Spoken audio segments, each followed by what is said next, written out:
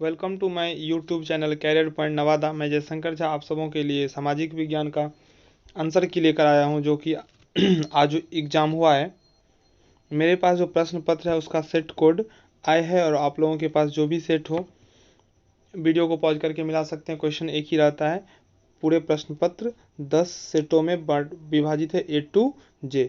तो आज मैं सभी प्रश्नों का उत्तर देने जा रहा हूं। जो भी 80 क्वेश्चन पूछा गया है उसमें से आपको सिर्फ 40 क्वेश्चन ही बनाना था। तो मैं आशा करता हूं कि आप लोगों का आंसर सही होगा। 40 में 40 मार्क्स मिलेगा ही।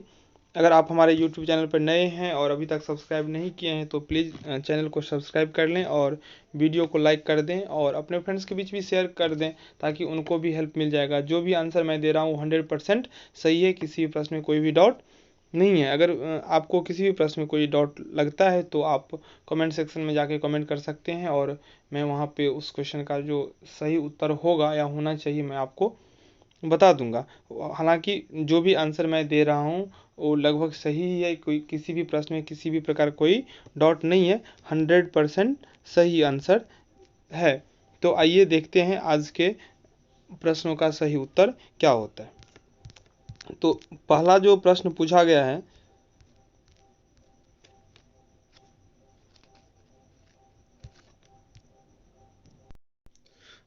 पहला प्रश्न इस क्वेश्चन में छूट गया है। पहला प्रश्न था, तिनकठिया प्रणाली किन पर लागू थी? To whom was the Tinkathia system applied? तो ऑन फार्मर्स इसका जो ऑप्शन ए है, किसानों पर सही होगा, क्योंकि तिनकठिया प्रणाली किसानों पर लागू हुआ था। 20 कट्ठा में 3 कट्ठा ऊपर नील की खेती करना होता था, जो कि किसान नहीं करना चाहते थे। तो पहला जो क्वेश्चन है, तिनकठिया प्रणाली किन पर लागू थी, तो इसका राइट आंसर है किसानों पर, जो कि ऑप्शन ए में दिया हुआ था। दूसरा प्रश्न है, which community was formed? Which committee was formed by the government to investigate the Jallianwala Bagh massacre? यानी कि इसका क्वेश्चन है, जो जालियांवाला बाग हत्याकांड की जांच के लिए सरकार ने किस समिति का गठन किया था? तो इसका जो राइट होगा हंटर कमेटी, ऑप्शन ए इसका राइट होगा, क्योंकि उस घटना को जांच करने के लिए हंटर कमेटी को सौंपा गया था।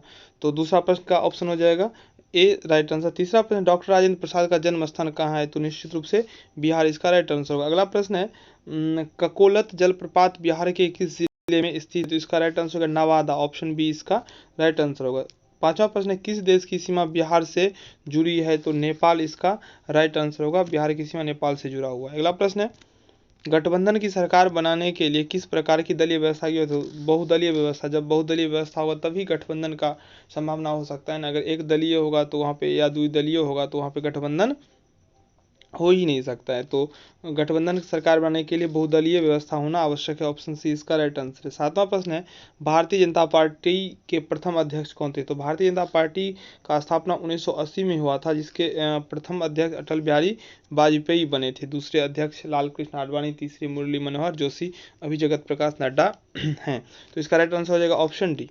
अगला प्रश्न है, भारत में राष्ट्रीय आपातकाल की घोषणा कब हुई थी? तो आपातकाल की घोषणा भारत में 1975 में हुआ था, इंदिरा गांधी उस समय में पीएम थी। अगला प्रश्न है, संपूर्ण क्रांति का नेतृत्व किसने किया? तो संपूर्ण क्रांति का नेतृत्व जयप्रकाश नारायण ने खेती इमरजेंसी के टाइम की है। इस नेतृत्व के कारण ही पहली बार गैर कांग्रेसी सरकार बनी थी 1977 में मोरारजी देसाई के नेतृत्व में। अगला प्रश्न है, बांग्लादेश कब स्वतंत्र हुआ? तो बांग्लादेश 1971 में स्वतंत्र हुआ था। इसमें भी इंदिरा गांधी का बहुत बड़ा योगदान था। क्वेश्चन 10 का राइट आंसर ऑप्शन सी। अगला प्रश्न है 11वां, भारत में किस राज्य में सर्वप्रथम पंचायती राज की शुरुआत हुई थी? तो इसका राइट आंसर होगा राजस्थान, ऑप्शन ए। अगला प्रश्न है, निम्नलिखित में से कौन केंद्र शासित प्रदेश है? तो चंडीगढ़ इसका राइट आंसर होगा। अगला प्रश्न है, संघ सरकार का उदाहरण है? तो संघ सरकार का उदाहरण अमेरिका, कनाडा, भारत, इनमें से भी इसका राइट आंसर हो जाएगा। अगला प्रश्न है, भारत का केंद्रीय बैंक कौन है? तो भारत का केंद्रीय बैंक है रिजर्व बैंक ऑफ इंडिया, जिसकी स्थापना 1935 ईस्वी में हुआ था।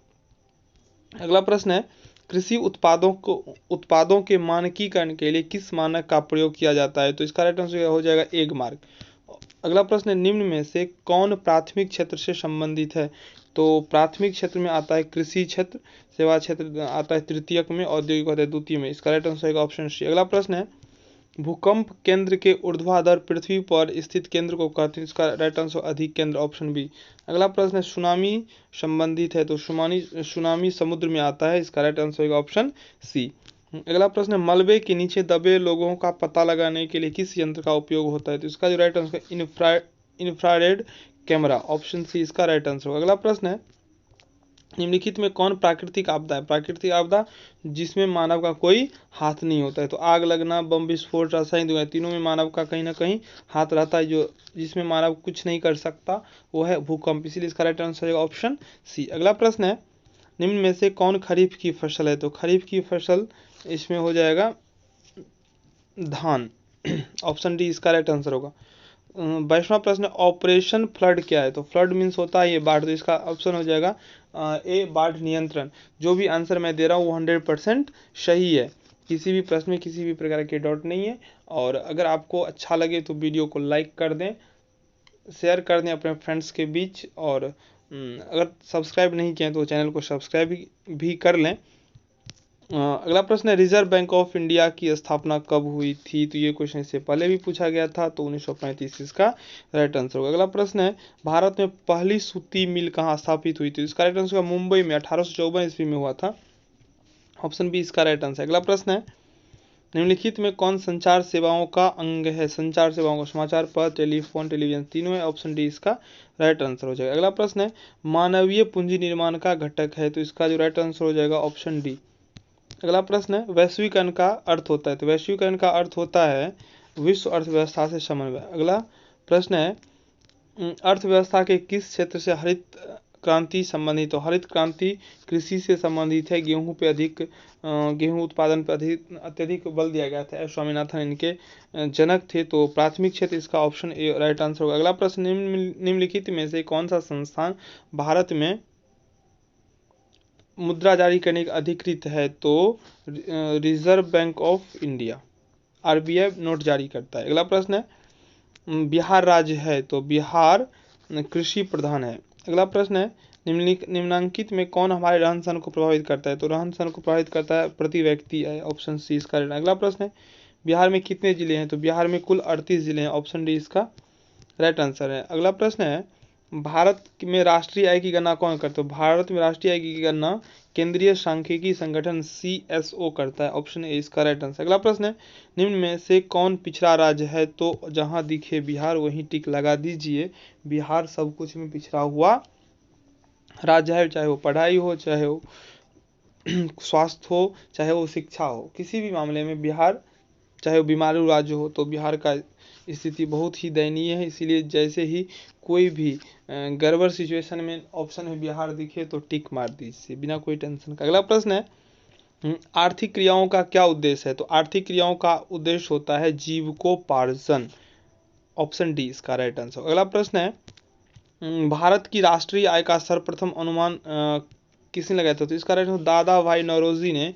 सर्वप्रथम प्रति राष्ट्रीय आय का अनुमान लगाया था, ऑप्शन डी इसका राइट होगा। अगला प्रश्न है दीर्घकालीन ऋण प्रदान करने वाली संस्था कौन सी है, तो इसका जो राइट आंसर हो जाएगा वो भूमि विकास बैंक।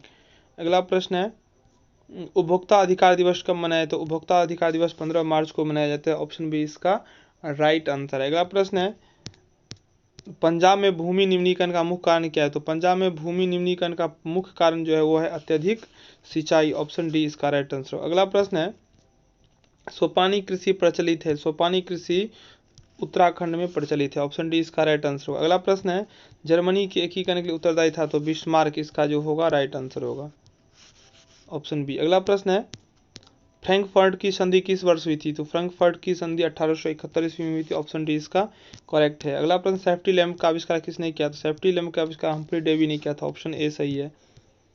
भारत छोड़ो आंदोलन का प्रसिद्ध नारा क्या, तो भारत छोड़ो आंदोलन महात्मा गांधी के द्वारा चलाए गए प्रमुख आंदोलनों में से एक था, यह 1942 में चलाया गया था।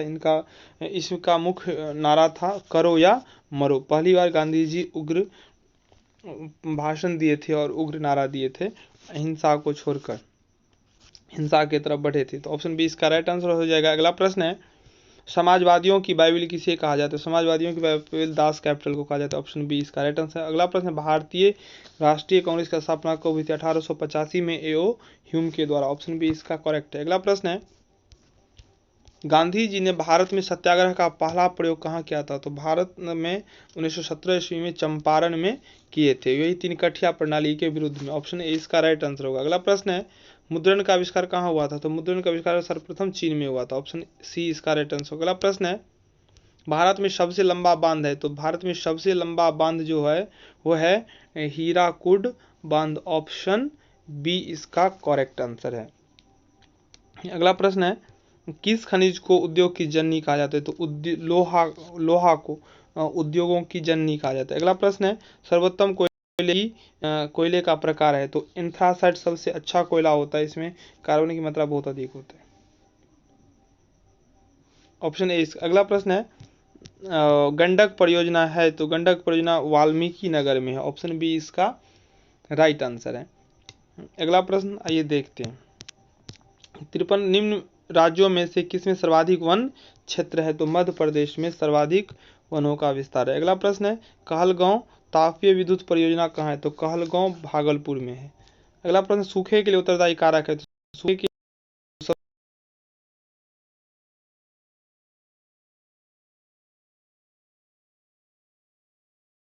उत्तरदायी कारक हुआ है वर्षा की कमी। वर्षा नहीं होगा तो सुखाड़ होगा ही। ऑप्शन ए इसका राइट।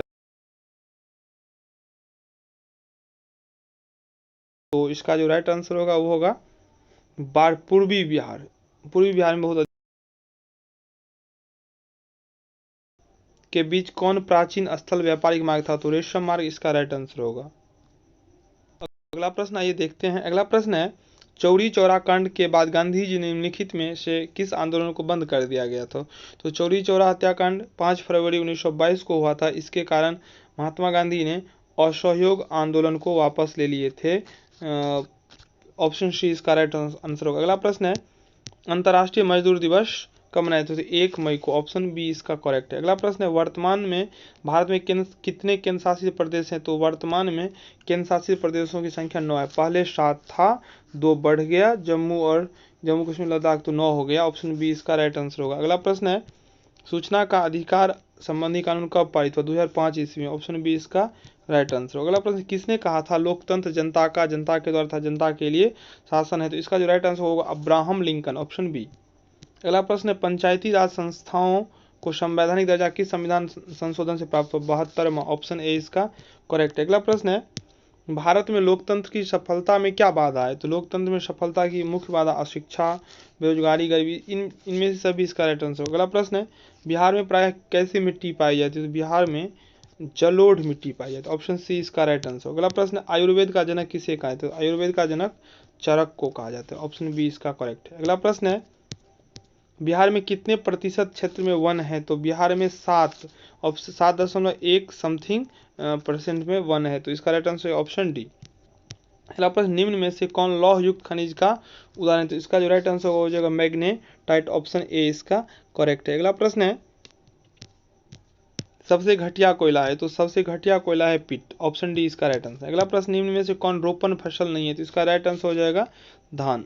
अगला प्रश्न है, भारत की प्रमुख खाद्यान्न फसल तो धान होगा। ऑप्शन डी इसका। अगला प्रश्न है, बिहार में कितने प्रतिशत कृषि क्षेत्र है? तो कृषि क्षेत्र तो इसका 60%। ऑप्शन बी इसका राइट आंसर होगा। अगला प्रश्न है, बिहार में रज्जु मार्ग कहाँ है? तो बिहार में रज्जु मार्ग राजगीर में है। ऑप्शन बी इसका राइट आंसर। अगला प्रश्न है, सासाराम नगर विकास कब हुआ? तो मध्य युग में। ऑप्शन ए इसका राइट आंसर है। अगला प्रश्न है, गोविंद सागर कृत्रिम जलाशय संबंधित है? तो जो इसका राइट आंसर हो जाएगा भाखड़ा नंगल बांध से। ऑप्शन सी करेक्ट है। अगला प्रश्न है, सर्वाधिक भूस्खलन प्रवण राज्य है? तो इसका राइट आंसर होगा उत्तराखंड। Option A right. अगला प्रश्न है, बिहार का कौन सा भाग सर्वाधिक सूखा प्रवण है? सबसे अधिक दक्षिण बिहार, दक्षिण पश्चिमी तरफ सबसे कम बारिश होता है। ऑप्शन सी इसका राइट आंसर होगा। अगला प्रश्न है, 1871 में कौन सी संधि हुई थी? तो फ्रैंकफर्ट की संधि हुई थी। ऑप्शन ए इसका राइट आंसर। अगला प्रश्न है, 1830 की क्रांति के बाद फ्रांस में किस प्रकार का शासन स्थापित हुआ? तो संवैधानिक